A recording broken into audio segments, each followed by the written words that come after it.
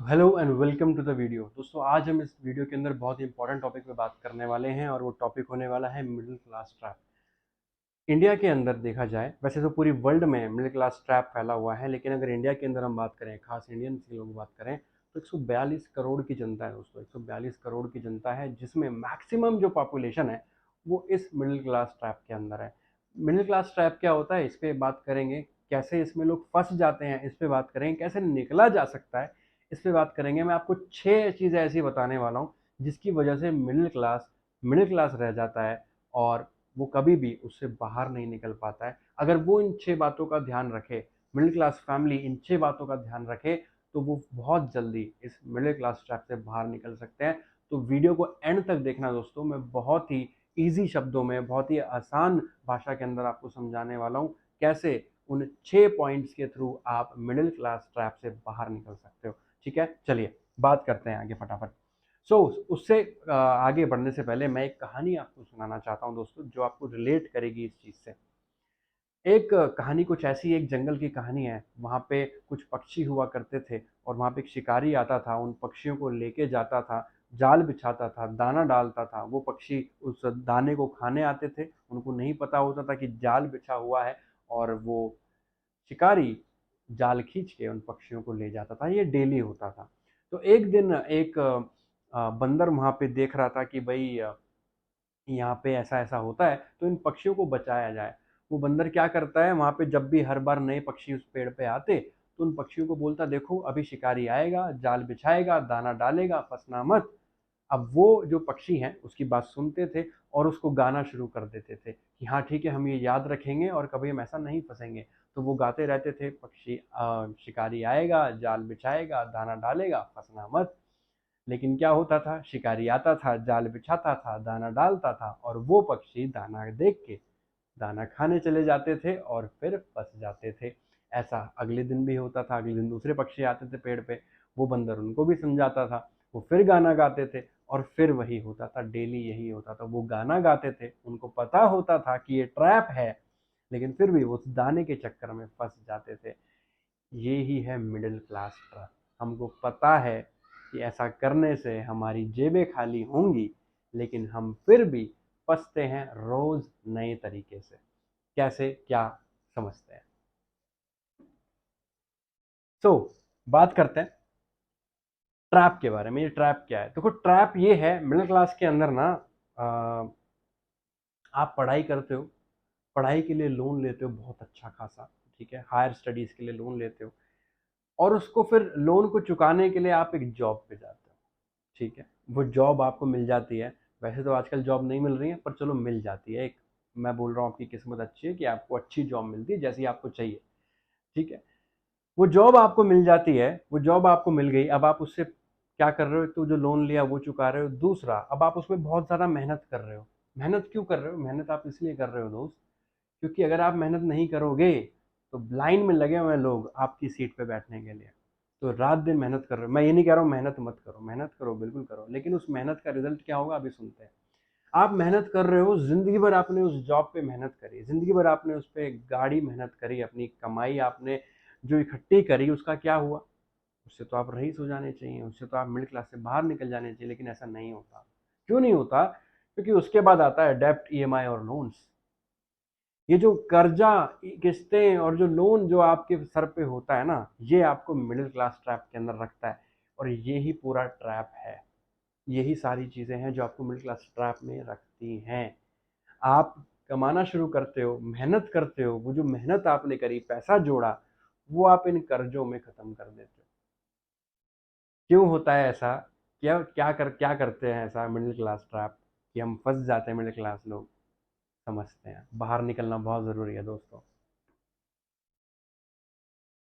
हम लोग क्या करते हैं, मिडिल क्लास क्या करता है, वो बहुत सारा जो पैसा उसने कमाया, मैं बहुत सारा पैसा क्यों बोल रहा हूँ, क्योंकि मैं उसके लाइफ टाइम की इनकम जोड़ रहा हूँ।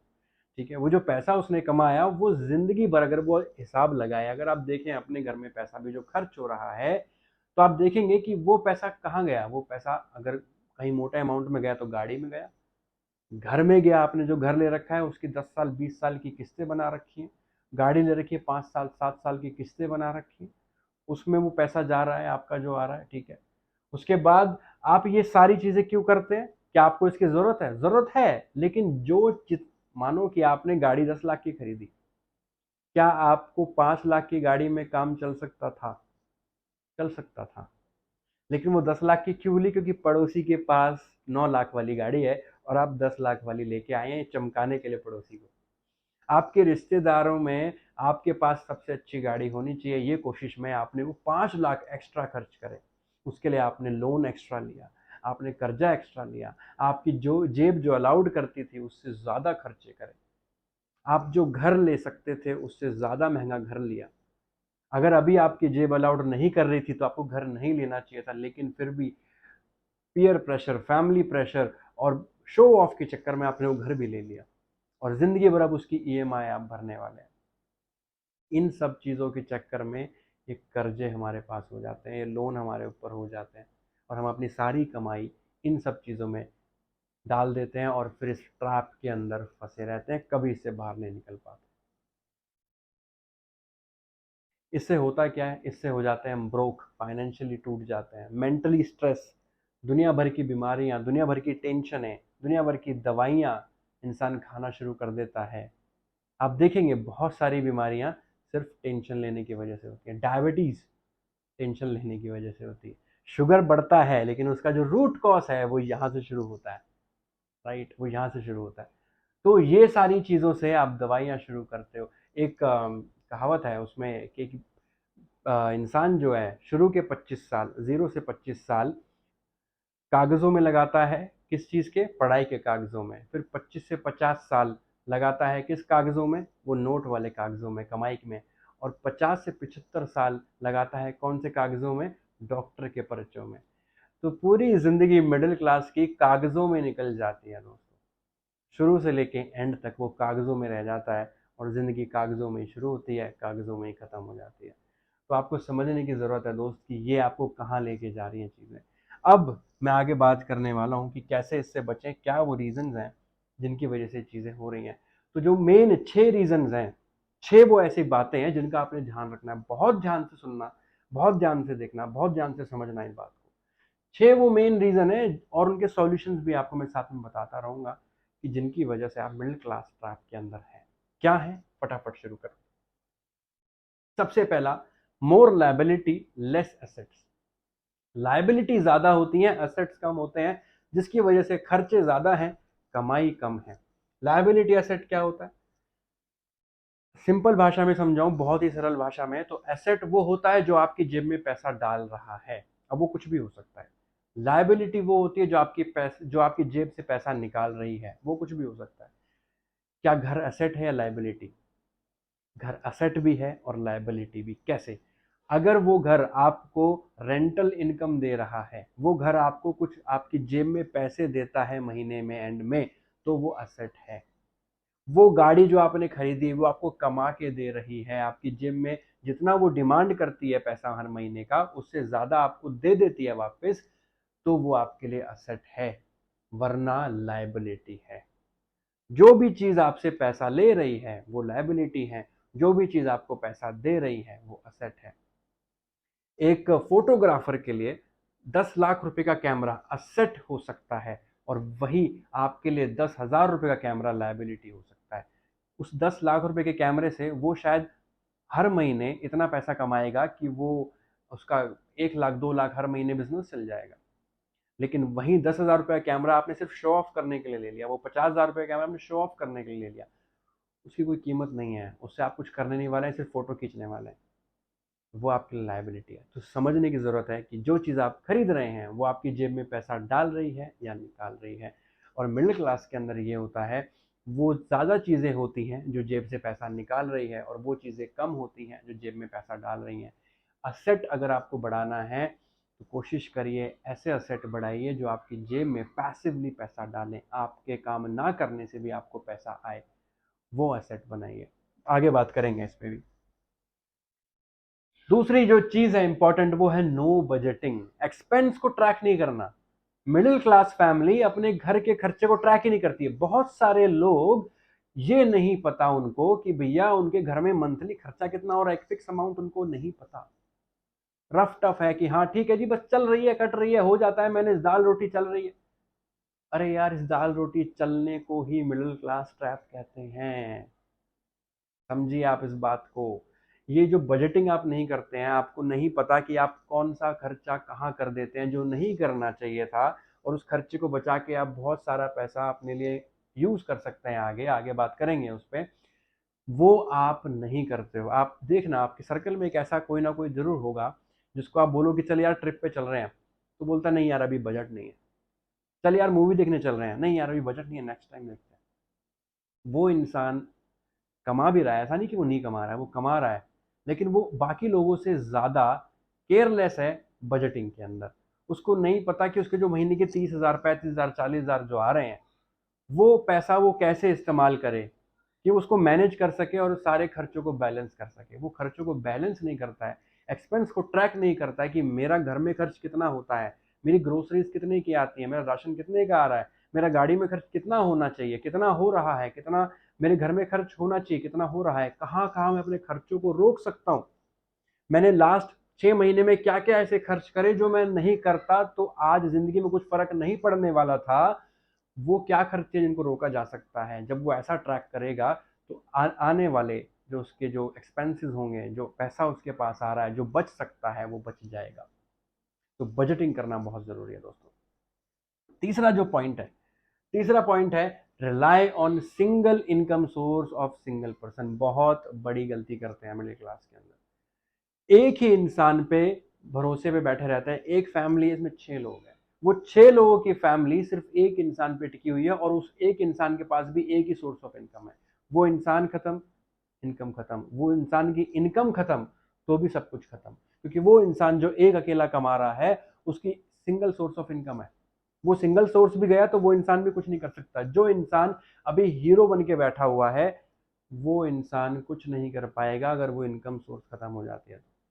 वो अकेला इंसान हीरो बन के बैठा है पूरी फैमिली का, वो सबका खर्च देख रहा है। अब होता क्या है, प्रॉब्लम क्या होती है कि दूसरा पार्टनर भी चाहता है कि भाई वो कुछ कमाए, घर बैठ के ही कुछ काम कर ले, छोटा मोटा कुछ अपने लिए शुरू कर सके, एक्सपेंसेस में हाथ बटाए। लेकिन क्या होता है मैक्सिमम घर में ये होता है कि अरे तुम्हें क्या जरूरत है कमाने की, मैं कमा तो रहा हूँ। अरे भाई, अगर ऐसा होता कि जरूरत नहीं होती तो शायद ये विचार ही नहीं आता कि कुछ करना चाहिए एक्स्ट्रा, राइट। कुछ करने की जरूरत महसूस हुई, इसलिए ये वाला थॉट आया कि कुछ करना चाहिए। तो ये थॉट निकालिए सबसे पहले कि दूसरा क्या करेगा कमा के। जितना, अगर आपके घर में 1 रुपया एक्स्ट्रा आता है तो उस 1 रुपया को एक्स्ट्रा को आने दीजिए, वो ऐड होगा आपके बजट में, राइट। तो इसलिए एक तो सिंगल सोर्स ऑफ इनकम पे मत बैठिए। आज बहुत सारी अपॉर्चुनिटीज हैं, बहुत सारे मौके हैं, आप जाइए मार्केट में, आपको पता लगेगा कि आप आज घर बैठे भी बहुत सारे इनकम सोर्स क्रिएट कर सकते हैं।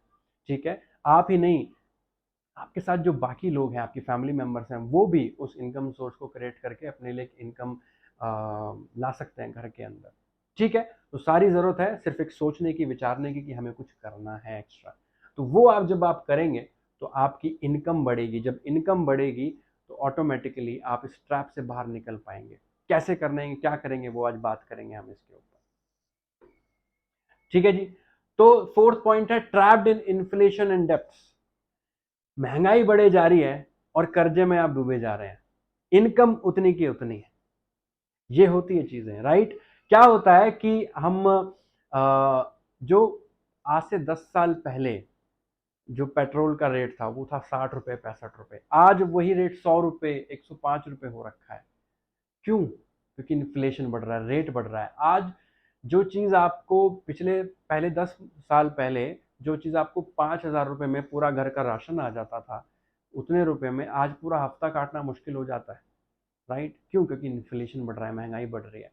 लेकिन अगर इनकम की बात करें तो पिछले जो 10 साल पहले जो किसी एमएनसी कंपनी में जॉब करता है, वो उसकी अगर सैलरी 25,000 रुपये थी, तो क्या आज 50,000 हुई है? नहीं हुई। आज उसकी सैलरी 25 से 30 हो गई है, 32 हो गई है, दैट्स इट। मतलब खर्चा ज़्यादा हो रहा है और इनकम कम हो रही है, और इस खर्चे को मैनेज करने के लिए इनकम बराबर नहीं है, उसके लिए कर्जे लेने पड़ रहे हैं, क्रेडिट कार्ड स्वाइप करने पड़ रहे हैं। महीने के एंड में राशन खत्म हो रहा है तो सैलरी तो बची नहीं, क्योंकि वो आपने दे दी किस्तों के अंदर, घर ले लिया, गाड़ी ले ली, बाकी सब खर्चे कर लिए। लेकिन जब राशन खरीदने की बारी आई तो पैसे नहीं है, तो क्या करें जी, क्रेडिट कार्ड बनवा रखा है, उसको स्वाइप कर लो। उसको स्वाइप कर लो, अगले महीने पे कर देंगे। फिर उसका जब पे नहीं कर पाते हैं तो फिर उसका इंटरेस्ट देते रहते हैं, ज़िंदगी भर यही चलता रहता है और यही ट्रैप है। इसको आप ध्यान रखें, अगर ऐसा हो रहा है तो आप ट्रैप के अंदर हैं दोस्तों। तो आपने सबसे पहले जो मैंने पीछे 3 पॉइंट्स बताए कि बजटिंग आपका होना चाहिए, असेट्स आपके ज़्यादा होने चाहिए, लायबिलिटी कम होनी चाहिए, और तीसरा जो मैंने आपको बताया था, क्या बताया था कि आप सिंगल सोर्स ना बनाए रखें, मल्टीपल सोर्स ऑफ इनकम पे ध्यान दें और सिर्फ एक इंसान से के भरोसे ना बैठें। घर में जितने लोग हैं हिसाब लगाएं कि कौन कौन कितना पैसा कमा सकता है अपने हिसाब से, राइट, और वो पैसे कमाएं, right. So trapped in inflation debts, इस पे बात हो चुकी है। पांचवा point, failing to invest. Middle class invest कभी करती नहीं है दोस्तों, बहुत ही कम रेशियो हैं जो इन्वेस्ट करते हैं। आप इन्वेस्ट नहीं करते हैं और इमीडिएट जो एकदम से जो खर्चे आपके पास आ जाते हैं उसको आप मैनेज नहीं कर पाते और उसमें घर बर्बाद हो जाता है। जैसे आपने देखा होगा बहुत सारे एग्जांपल्स आपके आसपास, आपके रिश्तेदार में, आपके पड़ोसियों में, कि एक बीमारी आई घर के अंदर, इलाज उसका हुआ और उस इलाज करवाने के चक्कर में या तो पूरा घर बिक गया, सब कुछ बर्बाद हो गया, या फिर वो सिर्फ सरकारी अस्पताल के चक्करों में लगे रहे, राइट, और उस इंसान को नहीं बचा पाए। ऐसा कब होता है? ऐसा तब होता है जब आप फेल करते हैं इन्वेस्ट करने में, या फिर आप फेल करते हैं इंश्योरेंस लेने में।